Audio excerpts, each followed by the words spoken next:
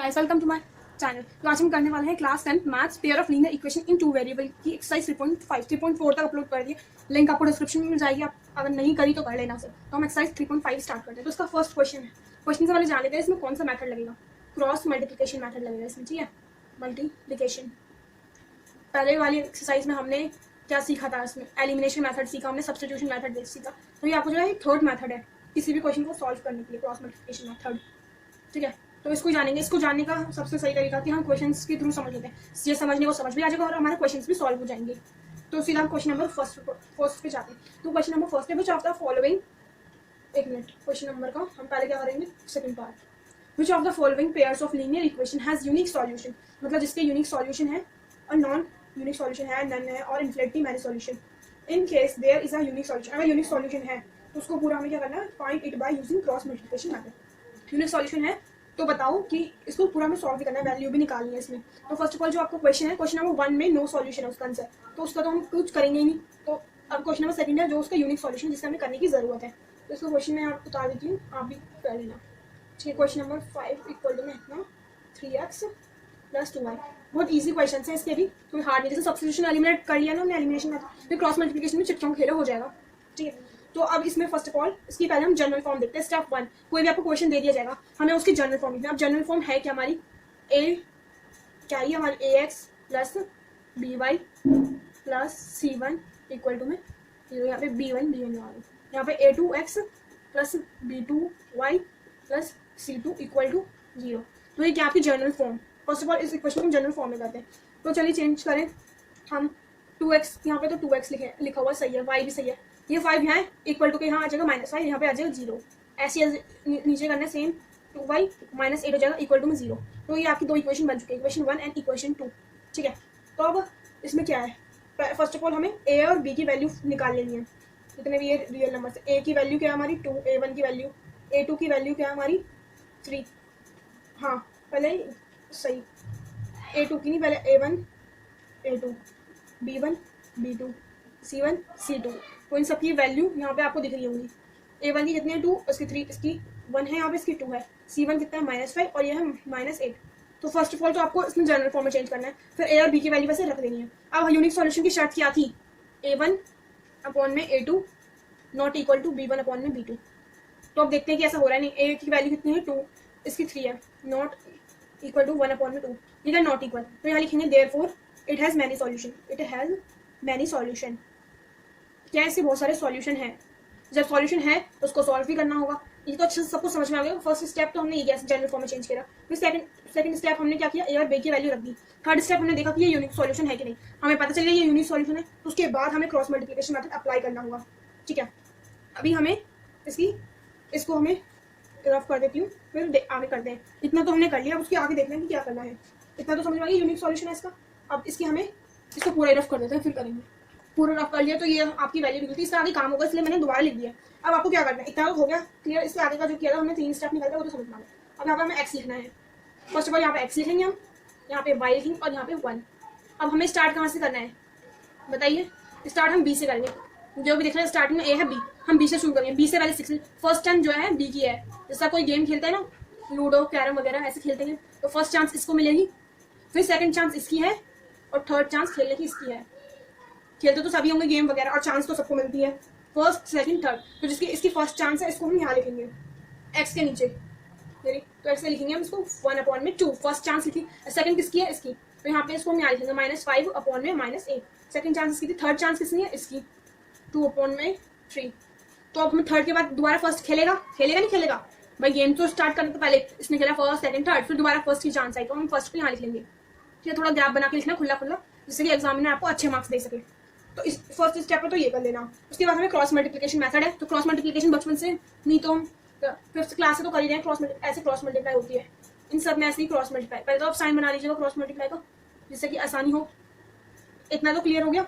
और उसके बाद यहाँ पे ऊपर एक्स तो आ गई, x अपॉन में कर देना, y अपॉन में और 1/में, ठीक है। इतना तो क्लियर हो गया, हमने कुछ नहीं किया, बस इनको ऐसे नीचे लिख दिया। अब जो ये इसके अपॉन में हम उसको यहाँ लिखना है। पहले 1 को 8 से मल्टीप्लाई करो, कितना आएगा -8, ठीक है, क्या आएगा -8। अगर फिर ये तो एक फॉर्मूला ही है, -8 मतलब जो हम वैल्यू लिखेंगे उसके आगे हम माइनस लिखेंगे जरूर। फिर 2 5 -10 आएगा ब्रैकेट में, यहाँ बीच में माइनस का साइन आएगा, ध्यान रखना। और 5 3 15, तो -15 यहाँ आया। और हमेशा इस वाले को जो मल्टीप्लाई करेंगे उसको हम पहले लिखेंगे। फिर 8 2 16, माइनस तो आएगा ही, और 16 माइनस का आएगा। फिर 2 2 4, ठीक है, और 3 बन जाएगा 3 या माइनस, इतना तो कर लिया। अब इसके आगे देखते हैं हम, एक्स है माइनस माइनस प्लस होता है, यहाँ पे -8 + 10 आ जाएगा। यहाँ पे वाई बीच में किसका साइन लगाएंगे, इक्वल का लगा देते हैं यहाँ पे साइन, ठीक है। वाई के नीचे -15 माइनस माइनस प्लस 16, ठीक है, 1/1, इतना क्लियर कर दिया। अब इसके आगे हम सॉल्व करते हैं, ठीक है।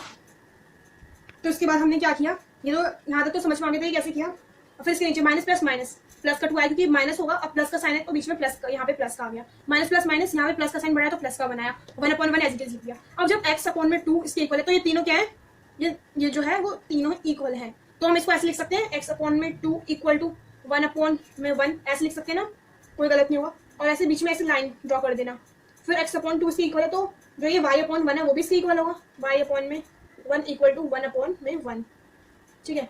अब उसके बाद क्या करना है हमें, जो कर रहा था पहले हमने क्रॉस मल्टीप्लिकेशन मेथड, बस ये लास्ट स्टेप है इसका, क्रॉस था कुछ नहीं था, x1 जो x होता है इक्वल टू में 2 1 2, x की वैल्यू 2 आ गई, राइट साइड। और यहाँ पे y लिख लें, y इक्वल टू 1 1 1, y की वैल्यू 1 आ गई। तो लो ये दोनों आपके आंसर निकल गए। लिख देना the value of x equal to 2 and the value of y is 1। तो फर्स्ट क्वेश्चन का हमने सेकंड पार्ट कंप्लीट कर दिया। अब बढ़ते हैं फोर्थ पार्ट करेंगे इसके बाद, ठीक है। फोर्थ क्वेश्चन क्या है, पहले से ही जनरल फॉर्म है ऑलरेडी, इसको हमें जनरल फॉर्म में चेंज नहीं करना, तो डायरेक्ट हम इसका क्या लिखेंगे, a1 यहाँ पे a2 लिखेंगे, इक्वल टू का निशान लगा लेंगे, b1 b2 इक्वल टू में c1 c2, दोनों का इक्वल। a की वैल्यू कितनी है, यहाँ पे 1, यहाँ पे 3 है, यहाँ पे 3 माइनस का, यहाँ पे -3, दोनों में माइनस माइनस है, और यहाँ पे -7 और यहाँ पे -15, ठीक है। क्या करना था हमें, पहले a और b की वैल्यू निकाल लेनी है। अब हमें देखना है इसके यूनिक सॉल्यूशन है कि नहीं। यूनिक सॉल्यूशन देखते कैसे हम, फर्स्ट स्टेप तो ये करना है, पहले तो जनरल स्टेप में करना था, तो पहले फर्स्ट स्टेप तो ये पहले से हो रखा जनरल फॉर्म में, तो ये सेकंड स्टेप है आपका, ठीक है। सेकंड स्टेप में ये कर दिया। फिर थर्ड स्टेप में हमें देखना है कि इसका यूनिक सॉल्यूशन है कि नहीं। a1 में a2, b1 में b2 नॉट इक्वल आने चाहिए। देखते हैं 1 में 3 नॉट इक्वल टू 3 में -3, ये क्या नॉट इक्वल, तो यहाँ पे भी लिखा जाएगा therefore it has many solution, it has unique solution. इसके क्या है, यूनिक सॉल्यूशन है, ठीक है। इतना तो पता चलेगा। फर्स्ट स्टेप था जनरल फॉर्म, सेकंड था a और b की वैल्यू निकालना, थर्ड स्टेप ये था। इसके बाद तो अब सिंपल हो चुका है सब तुम्हारे सब के लिए। अब क्या करना है हमें, ये इसकी जरूरत है हमें बस, ठीक है, इसकी वैल्यू की। फिर हमें स्टार्टिंग से टर्न वाइज चलना है। फर्स्ट चांस इसकी है, फर्स्ट चांस हमने इसको दिया, सेकंड इसकी है, थर्ड चांस इसकी है। तो मजा आ रहा है ना गेम खेलने में, एक गेम ही है, फर्स्ट सेकंड थर्ड, फिर थर्ड चांस दोबारा से फर्स्ट की। जैसे आप लूडो खेलते हैं वगैरह, कैरम वगैरह, कोई भी गेम खेलते हैं तो उसमें टर्न लगती है। यहाँ पे x लिख लेंगे, यहाँ पे थोड़ा गैप बना के, यहाँ पे y और यहाँ पे 1, ठीक है। x के नीचे हमें फर्स्ट वाली टर्न लिखनी है, -3 में -3 लिखना चाहिए। फिर हमें b की टर्न लिखनी है, -7 में -15, और यहाँ पे फिर हम ये लिखेंगे 1 में 3। फिर हम दोबारा फर्स्ट वाली टर्न पे चले जाएंगे, यहाँ पे -3 में -3। अब क्या करनी है, इनकी क्रॉस मल्टीप्लिकेशन। मजा आ रहा है ना क्वेश्चन करने में, कुछ भी ईजी है बहुत ही ज़्यादा, ठीक है। इतना तो हो गया। अब क्रॉस मल्टीप्लिकेशन, x की यहाँ ऊपर तो x का x लिखा रहेगा ही, नीचे डिवाइड, यहाँ पे y के नीचे भी ऐसे, और यहाँ पे 1 भी ऐसे लिख रहेगा। अब -3 को 15 से करेंगे तो 15 3 45, और जब मल्टीप्लाई करेंगे तो माइनस का साइन माइनस से कैंसिल आउट हो जाएगा, बीच में माइनस का साइन तो आएगा ही आएगा, कॉमन है। -3 को 7 से करेंगे तो माइनस से माइनस कट जाएगा, 7 3 कितना होता है 21, इतना यहाँ तक समझ में आया। फिर 7 3 21, क्या होगा -21, क्योंकि माइनस एक जगह पे है, बीच में माइनस का साइन आएगा। 15 1 15 और -15 आएगा, ठीक है, ये हो गया। फिर 1 -3 से मल्टीप्लाई करेंगे तो -3 आएगा, माइनस आएगा ही, 3 3 9 और माइनस का 9 आएगा, ठीक है। इतने यहाँ तक तो क्लियर हो गया। अब इसके बाद हम इसको माइनस करके देख आगे सॉल्व करेंगे इसको, ठीक है। तो यहाँ x की x/24 आ गया, x -21 + 15 और इक्वल टू में 1 में -3 + 10, इसको सॉल्व करके आया यहाँ पे, ठीक है।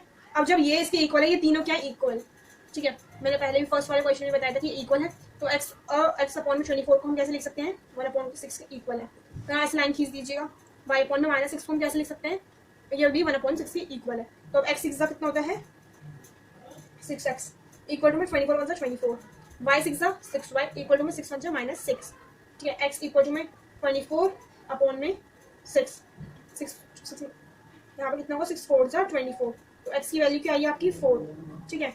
तो यहाँ पे y इक्वल टू में -6/6 6 6, y की वैल्यू क्या आई है 1, और यहाँ पे माइनस, इसमें माइनस की वैल्यू नहीं है, माइनस प्लस माइनस यहाँ पे y अपॉन में -6 है ना, यहाँ पे माइनस का बनाएगा यहाँ पे, ठीक है।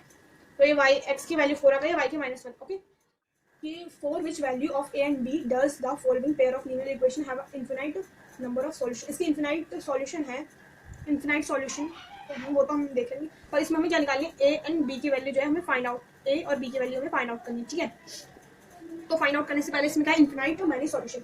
इन्फिनाइट मैनी सॉल्यूशन अगर हम ग्राफ की बात करें तो ग्राफ तो एक ही लाइन पे ऐसे ड्रॉ होता है। ठीक है, हमने देखा था इन्फिनाइट का ग्राफ तो इस तरीके का बनेगा, और अगर हम उसको ग्राफिकली देखें तो ऐसे, और अगर उसकी ऐसी पहचान देख लें तो हमें ऐसे करना पड़ेगा, ये दोनों इक्वल होंगे b1 b2 के इक्वल c1 c2। ठीक है, ऐसे होगा। यहाँ पे हम इनकी वैल्यू लिख देते हैं। ए की वैल्यू कितनी है हमारी 2, a2 की वैल्यू पहले से, हाँ a2 की वैल्यू क्या है हमारी, यहाँ पे देख सकते हैं, ये भी a माइनस बी एक्स, ये a2 की वैल्यू है, इक्वल b कितना हमारा 3y अपॉन में a plus b y, equal में 7 अपॉन में 3a प्लस b माइनस 2। ये क्या है, ये इक्वल, पर ये इन्फिनाइटली मैंने सॉल्यूशन नहीं है, हमें क्वेश्चन में कह रखा है ये तीनों से इक्वल है। ठीक है, तो उसके बाद क्या करेंगे, हम इससे क्रॉस मल्टीप्लिकेशन मेथड करेंगे, इसको इससे क्रॉस मल्टीप्लाई करेंगे, इसको इससे देन इसको इससे। ठीक है, यहाँ पे दो क्रॉस मल्टीप्लाई होंगी इन दोनों की, तो अभी क्रॉस मल्टीप्लाई करते हैं हम। तो इसको हम करते हैं, पहले फर्स्ट वाले को 2 को a से मल्टीप्लाई करेंगे, 2a प्लस यहाँ पे आ जाएगा 2b equal to 3a minus 3b। ठीक है, फिर 2a प्लस 2b हो गया, तो यहाँ पे लिखेंगे 2a, यहाँ पे माइनस 3a हो जाएगा, इक्वल टू में minus 3 equal 3b plus 2b है माइनस 2b है। ठीक है, इतना तो क्लियर हो गया ये। फिर यहाँ पे आएगा माइनस ए आ जाएगा, या -1 लिख लो, कोई प्रॉब्लम नहीं है, माइनस माइनस प्लस होता है 5 और 5 भी, और साइन माइनस का आएगा। ठीक है, माइनस का ही आएगा इसमें, और ये माइनस से माइनस ऐसे कैंसिल आउट हो जाएगा। ठीक है, ऐसे कैंसिल आउट कर दिया हमने, तो जो ए की वैल्यू है वो कितनी आई है 5b। अब हमें क्या करना है, दूसरी तरफ क्रॉस मल्टीप्लाई करना है, तो उसे हम यहाँ पे क्रॉस मल्टीप्लाई करते हैं। ठीक है, तो उसको हमने क्रॉस मल्टीप्लाई करके ये आया। ठीक है, अब क्या करना है, ए की वैल्यू तो ये आई है, इसके आगे तो सॉल्व नहीं कर सकते, और एक ही ये एक ही है, ये भी एक ही है, हाँ दोनों एक ही है ये। अब इसके आगे क्या करना है, इसकी वैल्यू हमें इसमें पुट कर देनी है। ठीक है, यहाँ लिखते हैं put a equal to 5b, put a equal to 5b in equation, कौन सी इक्वेशन में रखेंगे हम, सेकंड इक्वेशन रखेंगे 5b, कौन सी, हाँ a equal to 5b in equation second, ये हमारी सेकंड इक्वेशन है। पहले इस इक्वेशन में लिख दो -9b प्लस 4, a की जगह क्या आएगा 5b। ठीक है, माइनस का आएगा -9b प्लस 4, -5 यहाँ पे है, माइनस में प्लस का 9b हो जाएगा, इक्वल टू में 4 का 4, माइनस प्लस माइनस माइनस 5 6 7 8 9 4 बचा यहाँ पे, 4 इक्वल टू 4, कितना आया 4 इक्वल टू 4b आया ना यहाँ पे, 4b इक्वल टू 4 अपॉन में 4 से 4 कैंसिल आउट हुआ, b की वैल्यू तो 1 निकल गई। अब यहाँ पे क्या करेंगे हम, यहाँ से हमने यहाँ से अलग किया, जहाँ पे अलग करूँगा वहाँ पे लाइन खींच दूँगी मैं। अब जो ये b की वैल्यू आई है उसे हम इस इक्वेशन में पुट कर देंगे, ये एक a का है, a है ही, तो इसकी जगह में क्या करना है, a का a यहाँ पे लिख देंगे 5 × 1, b की वैल्यू यहाँ पुट कर ली हमने a इक्वल टू 5, तो हमें a और b की वैल्यू निकालेंगे, a की फाइंड आउट कर दी, b की फाइंड आउट कर दी, बस यही था क्वेश्चन नंबर 1। क्वेश्चन नंबर 2 ये आपका होमवर्क है, वो आपको करना है। ठीक है।